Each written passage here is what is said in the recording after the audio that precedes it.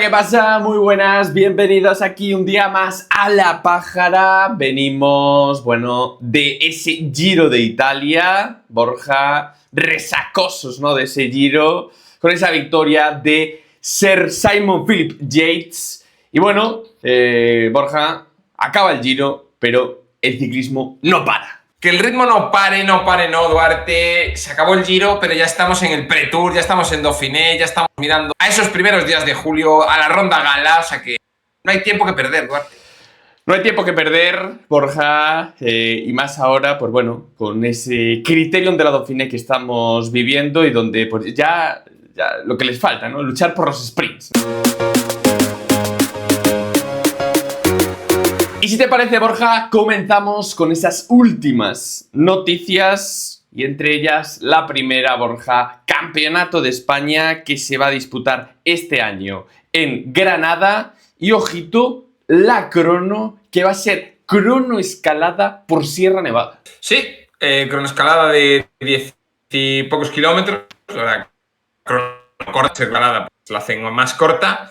Y bueno, hombre, da opción a corredores y escaladores a llevarse un maillot que normalmente estaría reservado a otro tipo de corredores. A ver, pues para que tampoco en España tenemos un nivel de crono de la pera, pues mira, probar este año algo diferente tampoco. La gente dice, uy, se desprestigia el maillot. Digo, si es que Sí, tampoco es que sea campeón de España de crono. No es que sea el más prestigioso. O sea, vamos a ver así los últimos, Duarte. Tenemos así gente que haya ganado últimamente el maillot de crono. David de la Cruz. No es crono. Castroviejo ganó en el 23, después de estar 5 años sin ganarlo porque pasaba de ir. Sí, sí. Raúl García Pierna, que él por lo menos lo preparó, pero John Izaguirre, Pello Bilbao. Sí, gente que... Valverde ganó un año. Gente que no está especializada en la crono y se la lleva. Pero sí, o sea, prestigio tampoco es que tenga muchísimo. Pero oye, le da ese toque, ¿no, Borja, esa cronoescalada? Sí, claro, por eso digo que me parece muy bien el que cambie un poco el tema y digan, oye, pues mira, metemos aquí una cronoescalada, a ver, no me parece mal y bueno, pues para ver la crono, sin duda. Y pasamos a la segunda noticia, Borja, algo que llevábamos también esperando. Nos gusta ese documental. Nos gustaba más el documental del Movistar, pero bueno, este también está bien, lo que nos enseña. Y ha salido el tráiler de la tercera y última temporada de ese documental de Netflix sobre el Tour de Francia. Borja, un documental que, bueno, yo creo que ha ido a mejor, ¿no? El primero estaba en el segundo, metieron... El primero, no sé qué decirte. A ver, el primero estaba bien, lo que faltaba era equipos. En el segundo metieron ya más equipos, donde metieron al UAE de Pogačar, tal. Y veremos esta tercera temporada, ¿no? A ver qué es lo que nos depara. Hombre, para mí es el documental del invento. Porque en la primera temporada se inventan que Godú está a punto de ganar el Tour y está a 18 minutos del tercer puesto. Sí. Y en el segundo se inventan una rivalidad histórica entre Spider-Man y el Duende Verde, entre Ben O'Connor y Jay Hindley, que tampoco existe. No existía esa rivalidad. Veremos a ver qué se inventa. No se llama ni mal. Sí. Al final, pues bueno, tienen que buscar, ¿no? Tienen que buscar ahí algún tipo de chicha para dar. Pero oye, también tiene sus cosas buenas, ¿eh? A mí la parte esa del equipo de Disaster Philipsen, ahí, como juegan ahí un poco en el filo, ¿no? De la legalidad. Esa etapa en la que le dicen en plan, bueno, si hay que pagar una multa, se paga, pero la victoria la queremos, ¿no? Sí, es verdad. O sea, a ver, luego tienes esos momentos, ¿verdad? Pero que realmente, si tú has visto el Tour del año anterior, te ves el documental y parecen otras carreras. Sí. O sea, es otra carrera. Pero bueno, está bien, oye, espectáculo, difusión del ciclismo. Sí que creo que Netflix no ha conseguido los objetivos que quería y de hecho por eso luego no lo cancela, ¿no? Pero digamos que no lo renueva. Este va a ser la última edición. Y a ver, es peor que el día menos pensado, pero porque Duarte, el Movistar es un equipo de cine. Hombre, es que el Movistar está hecho para el cine, ¿no? Para y por el cine. Ellos corrían para el documental. Ahora, pues claro, está un poco desierto, ¿no? Esperamos pues, más, ¿no? Tú imagínate el de Netflix con Chente de protagonista. Claro, es que te cambia todo. Sí. La rivalidad entre Chente y el director del año. Sí. Pues esto sería épico, pero claro. Épico. Pero bueno, que sepáis que esta semana pues tendréis vídeo reacción a ese tráiler. Así que lo tendréis, como siempre, esa vídeo reacción a un último tráiler de este documental del Tour de Francia.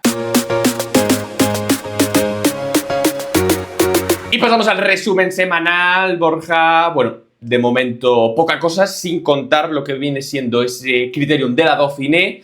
La semana pasada pues tuvimos un Tour de Eslovenia y una clásica de Bruselas. Primero, Tour de Eslovenia, Borja, una carrera que digamos edición venida a menos, ¿no? No viene tan buen plantel como podía venir antes, solía venir Pogačar, ¿no? Para preparar ese Tour de Francia.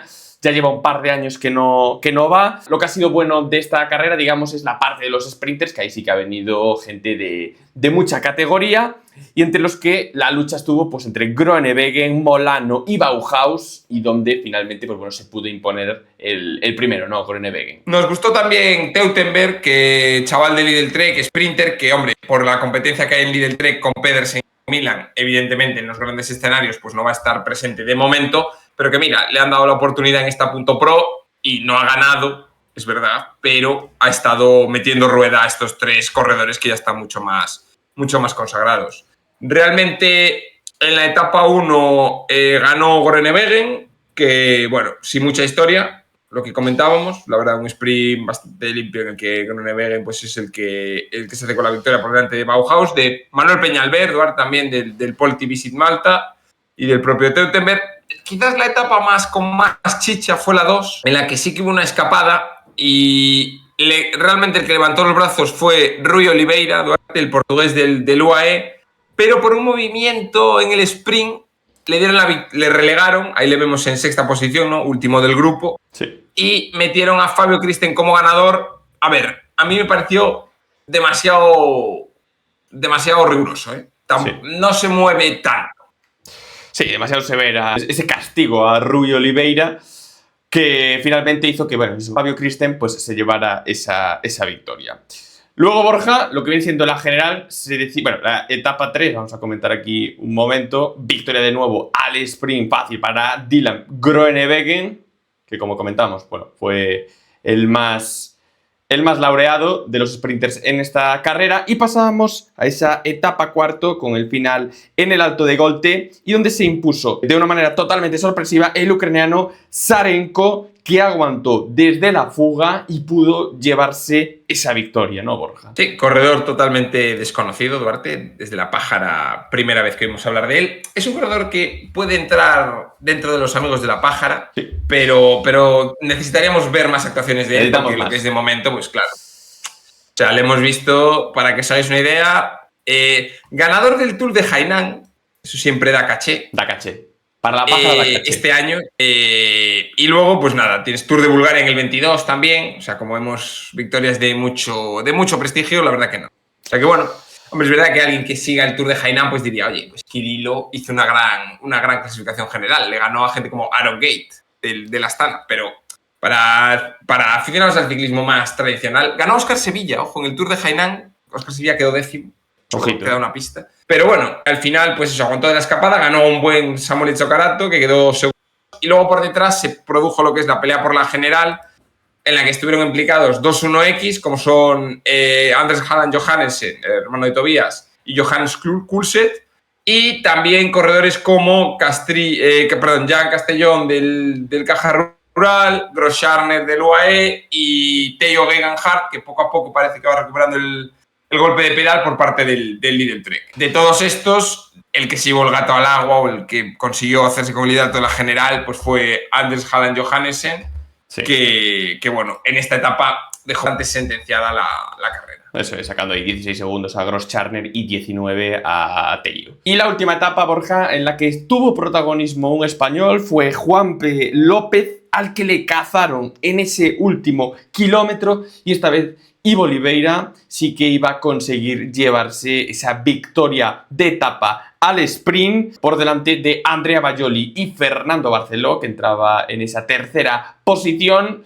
Pero bueno, finalmente, Borja, la general que quedaba con un Anders Halland Johannessen, Gross Scharner segundo a 14 segundos, Theo Gegenhardt tercero a 19, cuarto Jakob Omsel a 35 segundos y Fabio Kristen quinto a 50 segundos. Victoria ahí para el 1X, que bueno, sí, va a ir sumando puntitos también, ¿no? decir que para Anders Halland Johannessen es la primera victoria como profesional, o sea que, bueno, enhorabuena para él. Su hermano sí que ha sido ya más protagonista en el UCI World Tour y él, oye, pues primera victoria en una 2.pro, una general, así que bien para él. Eso es. Los puntos que se lo llevó Fabio Kristen sobre Dylan Groenewegen, la montaña también Fabio Kristen, los jóvenes para Jacob Ormsel y los equipos que se lo llevó Borja el Bardiani por encima del Caja Rural, el Lidl Trek y el Kern Pharma. Simplemente por comentar la presencia de los españoles, quitando Juan P, el resto, hombre, vimos allá Castellón, Fernando Barceló quedó en tercero, ¿no? Pero quizás... Sí, la presencia estuvo ahí. Viendo quién ganó la cuarta etapa, podías decir, oye, pues a ver si hubieran rascado una victoria. Bueno, cierta presencia del Caja Rural sobre todo, y sobre todo Euskaltel o Burgos bastante más desaparecidos. Eso es. Y pasábamos a la otra carrera, Borja. Teníamos esa Brussels Cycling Classic, clásica para sprinters, 1.pro, en la que el viento de costado y esa última cota de Padés fueron los protagonistas para que no fuese finalmente un sprint, digamos, masivo, pero la llegada, Borja, se la llevó el grandísimo sprinter Tim Merlier frente a Alexis Renard y Arnaud Delis. Sí, la subida era en cuesta, o sea, al final tampoco era una cuesta muy dura, no digamos, tirando para arriba, así que, bueno, una carrera en la que ya veías la lista de corredores y decías, Merlier es claramente el máximo favorito. Estaba también por ahí Biniam Girmay, que no sprinta bien y queda el 20, quizás como un poco su gran némesis en esta carrera. Sí. Y el resto, bueno, pues Arnaud Delis demostrando que está un pasito por detrás siempre de este tipo de corredores. Luego, pues, clásicos de este tipo de carreras 1.pro, ¿no? Pues Bittner, Vernon, Christophe siempre sprintando y haciendo puestos, Kiko Galván de Kern Pharma, 14º, bueno, carrera que, a ver, para esta semana Valle, pues mira, te entretuvo, ¿no? Sí, viste ahí vuelta por etapas, Tour de Eslovenia, eso carrerita clásica en Bruselas, pues te dio ritmillo por si no querías ver a Alcaraz y a Morante Duarte, pues te ponías estas carreras. Eso es.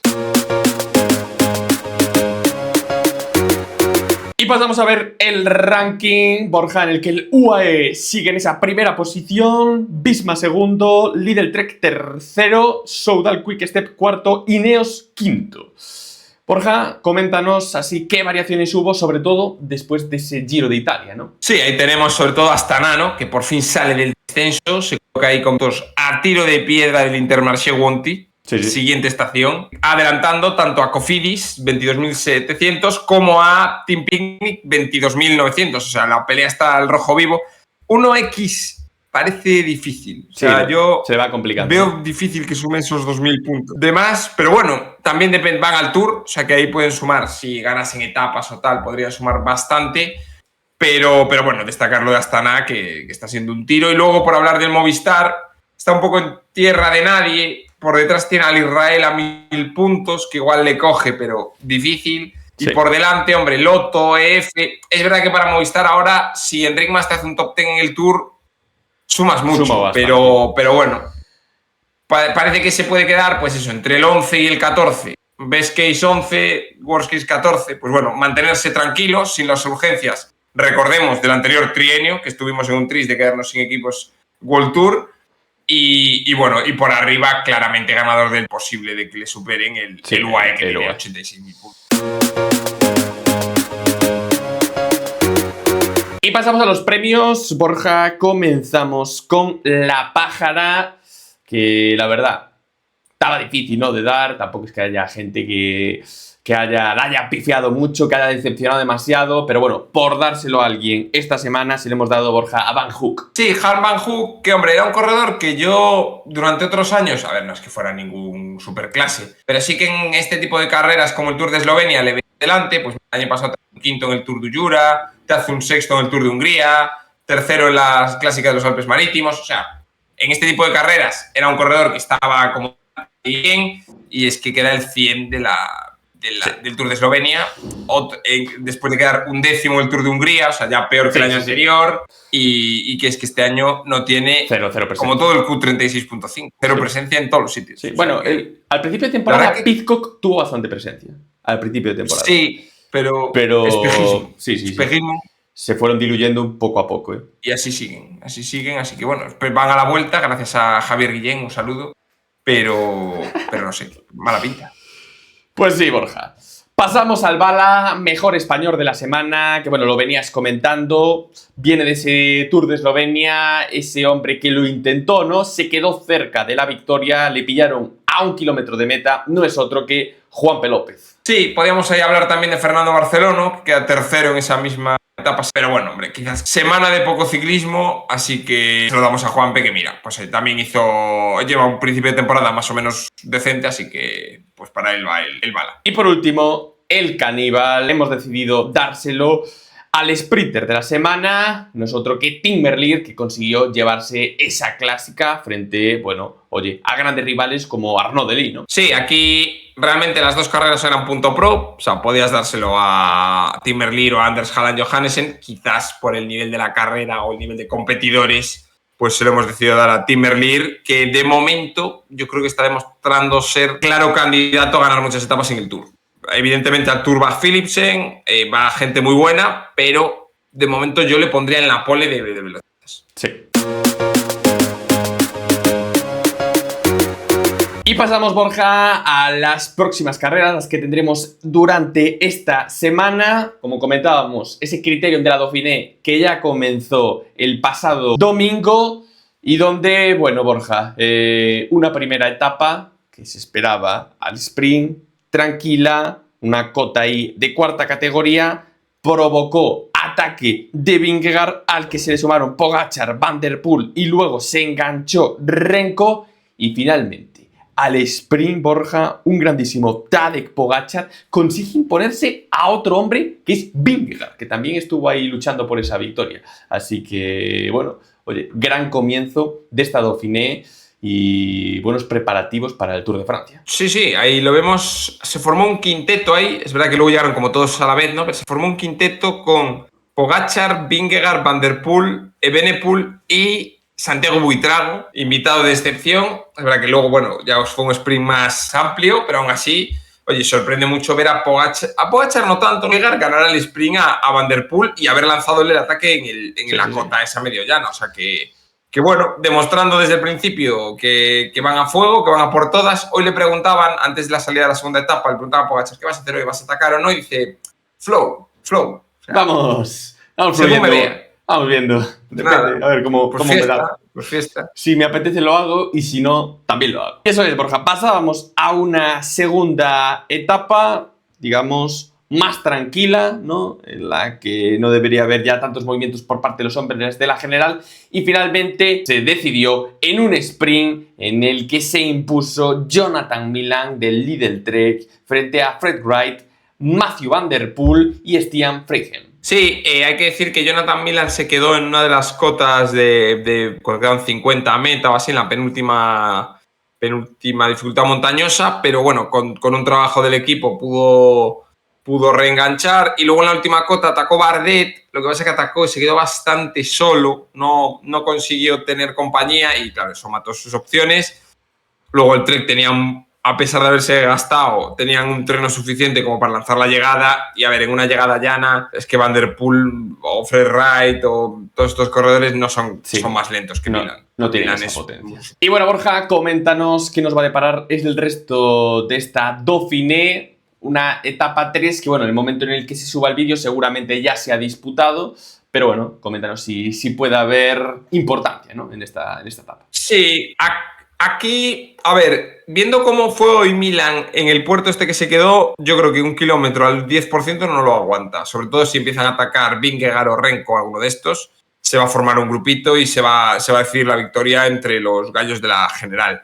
De aguantarlo volvería a ser el máximo favorito, pero ya digo, tienes una cota de Châteaujon de 1 kilómetro 200 al 10, luego tienes otro repecho de 900 metros al 5... O sea que si atacas en la cota anterior, no es que los otros tengan terreno fácil para perseguir. Así que si no gana una escapada, que a veces en Dauphiné ocurre, deberían de jugársela los chalaos de siempre. Etapa 4 muy clave para la general, yo creo, que es Champs-Sougon y Saint-Péray. Tiene una subida de 2 kilómetros al 9% casi a mitad de la crono y aquí sí que se pueden abrir buenas diferencias, que aunque luego hay etapas de montaña, igual acabamos viendo que la crono es la que decide la que decide realmente los puestos en la general. Aquí, teóricamente, Remco debería de sacar algo de ventaja frente al resto. A Pogačar y a Vingegaard, sobre todo si quiere ganar la carrera. Sí. Digamos, es el punto, si quiere intentar ganar la carrera, donde puede sacar más ventaja. Aunque es que con el loco de Pogačar te puede ganar incluso en la crono. Lo único es el momento que tiene para sacar diferencia. Si no la saca aquí, lo más probable es que Remco ya no gane dos. O sea, Remco vas a saber si puede ganar o no en la etapa 4. Etapa 5 vuelve a ser una etapa entre Saint-Priest y Mazón muy escarpada, que a ver, aquí es probable que llegue una fuga, porque de la crono sí que va a haber diferencias gordas. Entonces, pues ya puedes dejar ir a un grupo. Dices, oye, este grupo que tiene a tíos a 5 minutos, pues esta gente ya sabes que no te va a ganar la carrera, con lo cual lo más probable, viendo un poco el perfil, es que llegue una fuga de corredores que pasen bien la montaña, porque tienes ahí subidas de 5 kilómetros al 5% y tal, o sea que no son fáciles, sí. Y que llegue una fuga con hombres que en medio pasen la montaña y sean rapidillos. O sea que esta debería ser para fuga antes de la traca final de las 3 etapas de montaña. La etapa 6, Duarte, que lo curioso está, bueno, entre Valserón y Confleux. La etapa 6, que lo curioso es que van a pasar Salonge y el Côte de Domancy, que son 3 kilómetros al 9%, que esto creo que es el mundial, si no me equivoco, del año que viene. O sea, este año es en Eritrea, ¿no? Y el año que viene, yo creo que es este mundial en Salonge, que son solo vueltas a un circuito, imita a uno que ganó Hinault en los 80, que llegaron 15 a meta, que Juan Fernández, el español, quedó tercero, y básicamente subir y bajar la Côte de Domancy y Salonge, o sea que por lo menos ahí veremos, pues oye, mira, veremos la cota esta, que ahí la vemos, ¿no? Que tiene rampas del 12, sí. Y nos puede servir un poco para saber cómo va a ser el mundial ese del año que viene. Y lo que tiene esta etapa, que tienen todas, es que son 120, 130 kilómetros, que claro, sí, no es lo mismo 127. Afrontar la subida final con 200, claro. No es lo mismo afrontar la subida final con 150 kilómetros o 180 que con 120, ¿no? Esta gente 120 es kilometraje de juvenil. En la etapa 7 quizás la subida más dura de la 500, que son 16 kilómetros al 7%, pero después de subir Croix de Fer y Madeleine, o sea, etapa tipo Tour, pero con 120 kilómetros. Sí, el problema, ¿no? O sea, Madeleine, Croix de Fer, muy bien, pero claro. Y bueno, veremos, ¿no? Veremos a ver cuáles son las estrategias, ¿no? En esta etapa. ¿Tú crees que se la pueden jugar desde la Croix de Fer? Es difícil, porque si te fijas, la bajada es larguísima y luego tienen todavía desde Saint-Jean-de-Maurienne hasta Saint-Jean-de-Maurienne última, tienen ahí como unos 15-20 kilómetros llanos que, claro, te matan bastante. O sea que yo creo que va a ser cosas de subida final, ¿eh? O sea, no me extrañaría mucho. A ver, esto es lo que pasa, que están muy chalados. Entonces, igual, pero si la carrera sigue un desarrollo lógico, lo normal es esperarte la subida final. No tiene sentido atacar en la Croix de Fer. Sí. Pero bueno, ya sabemos que Pogačar a veces coge e intenta largarse. O sea, tampoco sería descabellado. Y última etapa, Borja, esa etapa número 8, donde, pues bueno, si no está resuelto, se decidirá aquí, ¿no? Sí, aquí lo bueno es que es encadenado, pero suben todo el rato. Sí, van subiendo. Vuelven a pasar, o sea, pasan muy cerca de donde el otro día, porque van pasando Saint-Jean-de-Maurienne, Saint-Michel-de-Maurienne, y luego subidas poco a poco. Entonces, realmente tú, si quieres atacar en el Col de Auzois, que son 6 kilómetros al 6, luego realmente es bajada y subir otra vez hasta Plateau de Montcenis, que son 10 kilómetros al 7. O sea que realmente aquí, si el día anterior has perdido tiempo y quieres intentar lanzar un órdago y ganar la carrera, tú puedes atacar a 30. Además, llevas pocos kilómetros, llevas 90 kilómetros cuando empiezas a subir el Côte d'Azua. O sea que puedes atacar del 90 e intentar hacerte una crono de 30 kilómetros subiendo para arriba, intentando sacar diferencias. Difícil que se produzca por los corredores que hay, pero bueno. A ver, yo creo que espectáculo vamos a ver con los corredores que tenemos, seguramente. Lo van a intentar desde cualquier lado, en cualquier situación. Y sobre todo, va a venir bien un test para saber en qué nivel tenemos, sobre todo, a Vingegaard y también diría a Remco, ¿no? Pogačar sabemos que está bien, viendo que gana incluso los sprints, pero ese test, ¿no? Y también, incluso también comentaría un Carlos Rodríguez, ¿no? A ver en qué situación está después de esa lesión. Ya le vimos volver. Pero bueno, de cara a ese Tour de Francia, a ver en qué situación está. Totalmente. Ahí Carlos, Enric, Lenny Martínez, bueno, son segundos espadas que tenemos que ver un poco cómo están. A ver, normalmente si estás muy bien en Dauphiné, luego en el Tour lo pagas, pero también los que están muy mal en Dauphiné al Tour no llegan bien. Sí, lo vimos con Enric el año pasado, Mikel algún año también. O sea, no hay que ganar si no eres Pogačar, que puedes ganar todo, pero no hay que ganar, pero tampoco se te puede ver totalmente fuera de carrera. O sea, tienes que estar ahí metido. Y pasamos, Borja, al Gran Premio de los Cantones, carrera de un día en Suiza, que se basa, bueno, pues en un recorrido en el que se sube 7 kilómetros al 4% varias veces. Y entre los top competitors, Borja, tenemos pues sobre todo a un Richard Carapaz, que viene a hacer un grandísimo Giro de Italia, Scaroni, Smith, Hirschi, Tibonis. Y entre los españoles, Borja, tenemos ahí a Roger Adria. Un Roger Adria que yo creo que está un poco peor de lo esperado. También está por ahí Lennart Kamna, el accidente pasado, el mismo como tal, a ver si va cogiendo golpe de pedal. A ver, aquí lo lógico te diría Carapaz máximo favorito, pero es verdad que viniendo del Giro a veces vienen cansados. Pero vamos, yo diría Carapaz, Scaroni.